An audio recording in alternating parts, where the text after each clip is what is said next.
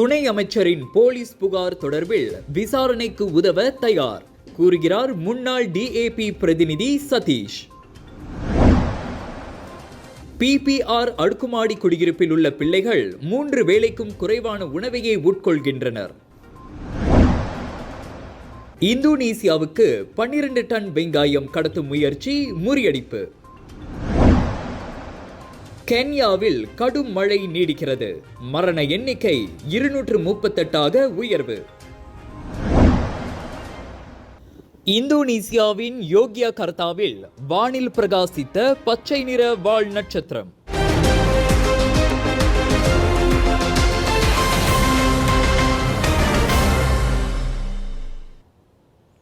வணக்கம்.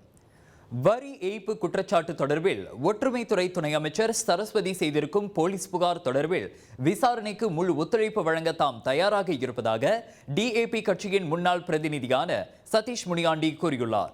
தாம் வரி செலுத்த தவறிவிட்டதாக சதீஷ் தமக்கு எதிராக அவதூறு பரப்பி வருவதாக நேற்று சரஸ்வதி கூறியிருந்தார்.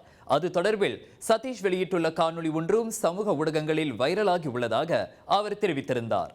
எனினும் அந்த குற்றச்சாட்டை சதீஷ் மறுத்துள்ள வேளை 2 செய்தி இணையதளங்களில் வெளியிடப்பட்ட அறிக்கைகளை அடிப்படையாக கொண்டு தாம் கருத்துரைத்ததாகவும் அவற்றில் ஒன்று துணை அமைச்சரின் பெயரை பகிரங்கமாக வெளியிட்டுள்ளதாகவும் கூறியுள்ளார். உள்நாட்டு வருமான வரி வாரியத்தால் தடுப்பு பட்டியலில் உள்ள ஒருவரை செனட்டராகவும் துணை அமைச்சராகவும் நியமிக்க முடியுமா என்பதை அறிய மலேசியர்களுக்கு உரிமை உண்டு என்றும் அவர் கூறியிருந்தார் என்பது குறிப்பிடத்தக்கது. வாழ்க்கை செலவின உயர்வின் காரணமாக கோலாலம்பூர் கூட்டரசு தலைநகரில் உள்ள குறைந்த வருமானம் பெறும் குடும்பத்தைச் சேர்ந்த பிள்ளைகள் 3 வேளைக்கும் குறைவான உணவுகளையே உட்கொள்கின்றனர்.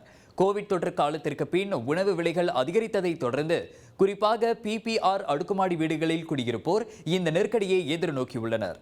கோவிட் தொற்றுக்கு முன்பு 45 விழுக்காடு குழந்தைகள் 3 வேளைக்கும் குறைவான உணவை உட்கொண்டனர். இந்த எண்ணிக்கை தற்போது 52 விழுக்காடு உயர்ந்திருப்பதாக கோலாலம்பூரில் வசதி குறைந்த குடும்பங்கள் வசிக்கும் 16 அடுக்குமாடி குடியிருப்புகளில் மேற்கொள்ளப்பட்ட ஆய்வின் மூலம் தெரிய வந்துள்ளது. மாதந்தோறும் 3000 ரிங்கிட்டிற்கும் குறைந்த குடும்ப வருமானம் பெறுவோரிடம் இந்த ஆய்வு மேற்கொள்ளப்பட்டது. வாழ்க்கை செலவின உயர்வை இந்த குடும்பங்கள் எப்படி சமாளிக்கிறார்கள் என்பதை கண்டறிவதற்காக இந்த ஆய்வு நடத்தப்பட்டது. 2020ஆம் ஆண்டு 3 முறையும் 2021ஆம் ஆண்டில் 3 முறையும் மேற்கொள்ளப்பட்ட இந்த ஆய்வின் முடிவுகளை மலேசியாவிற்கான ஐநா குழந்தைகள் நிதி நிறுவனம் மற்றும் ஐநா மக்கள் தொகை நிறுவனம் வெளியிட்டன. கோவிட்டிற்கு பிறகு வருமானம் மீண்டு வந்த போதிலும் கோலாலம்பூரில் PPR வீடுகளில் குடியிருக்கும் குடும்பத்தினரின் வறுமை நிலை தொடர்ந்து 41 விழுக்காடாக இருப்பதாகவும் அந்த ஆய்வில் கூறப்பட்டது.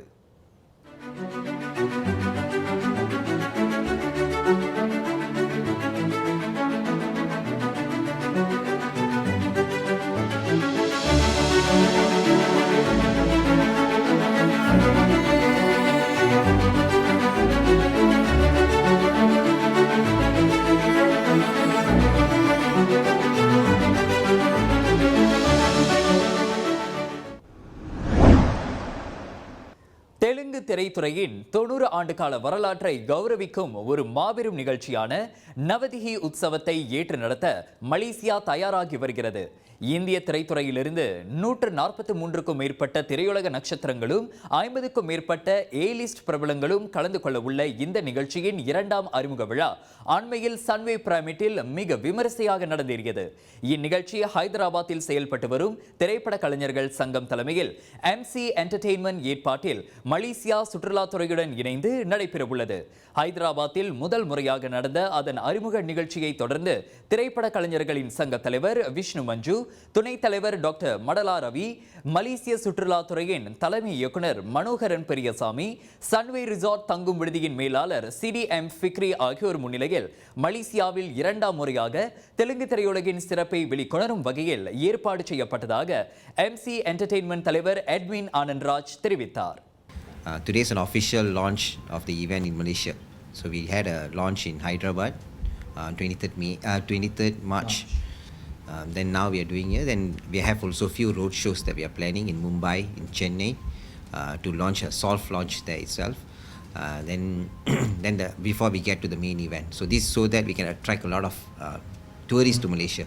So that's one of the reasons that we are doing this event. And this is the first time that we're going to expect around 100 plus. It's almost 190 that we are targeting to bring artists be it from Tamil, be it from mostly going to be from Telugu, then from North, and also from Mollywood.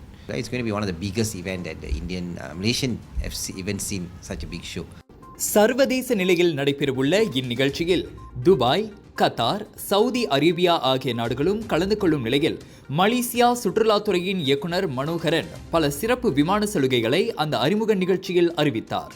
இதனிடையே தெலுங்கு சினிமாவின் நீண்ட வரலாற்றை நினைவுகூரும் வகையில் நடைபெறவுள்ள அந்த நிகழ்ச்சியில் இளைஞர்களுக்கான கருத்து பரிமாறும் அங்கமும் தெலுங்கு படைப்பு பட்டறையையும் ஏற்பாடு செய்யப்பட்டுள்ளதாக MC என்டர்டெயின்மெண்ட் ஆலோசகர் டத்து பி கமலநாதன் விவரித்தார்.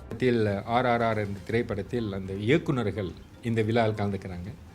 அந்த இயக்குநர்கள் கூட நம்ம ஒரு முயற்சி எடுத்திருக்கோம். அதாவது இங்கு உள்ள தயாரிப்பாளர்கள், டைரக்டர், ப்ரொடியூசர்ஸ் ஒரு ஒர்க் ஷாப் அது ஏற்பாடு செஞ்சுருக்கோம். So that there be a transfer of knowledge to help the local industry.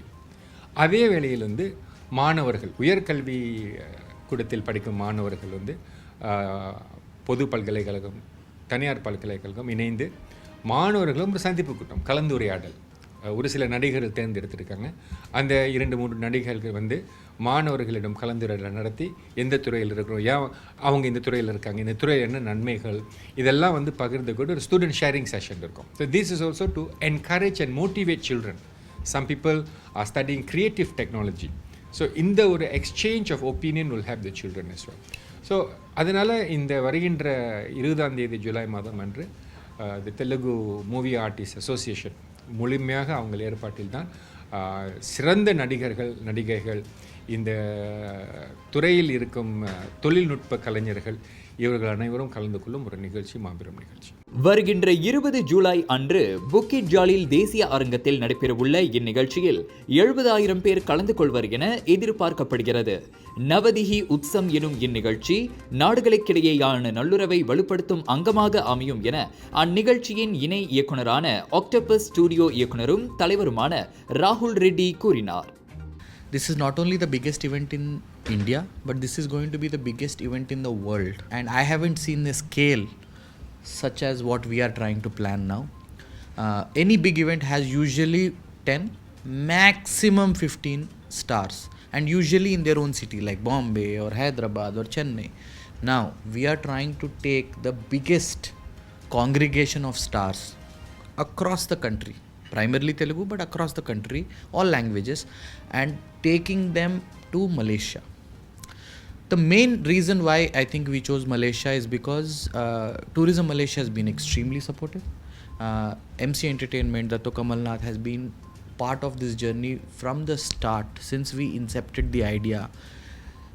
They have been giving their 100% on this, and that is the kind of commitment we need to do a global scale event. விரைவில் பிரம்மாண்டமாக நடைபெறவுள்ள நவதிஹி உத்சம் நிகழ்ச்சிக்கான நுழைவு டிக்கெட்டுகளை வாங்கி அனைவரும் கலந்து சிறப்பிக்குமாறு ஏற்பாட்டு குழுவினர் கேட்டுக்கொண்டனர்.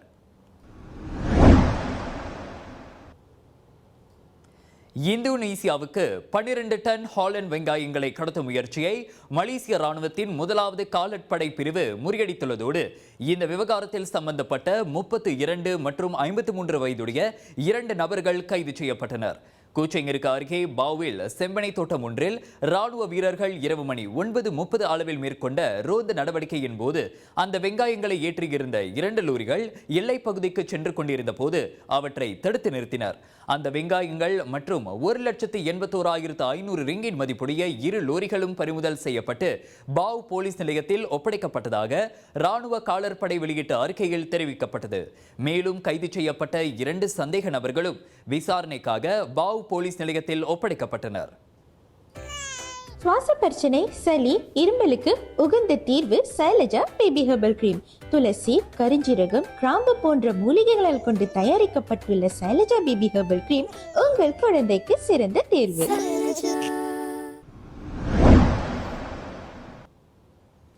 கென்யாவில் தொடர்ந்து பெய்து வரும் மழையினால் ஏற்பட்ட வெள்ளம் மற்றும் நிலச்சரிவினால் உயிரிழந்தோரின் எண்ணிக்கை 238 அதிகரித்துள்ளதோடு மேலும் 75 பேர் காணவில்லை என அறிவிக்கப்பட்டது.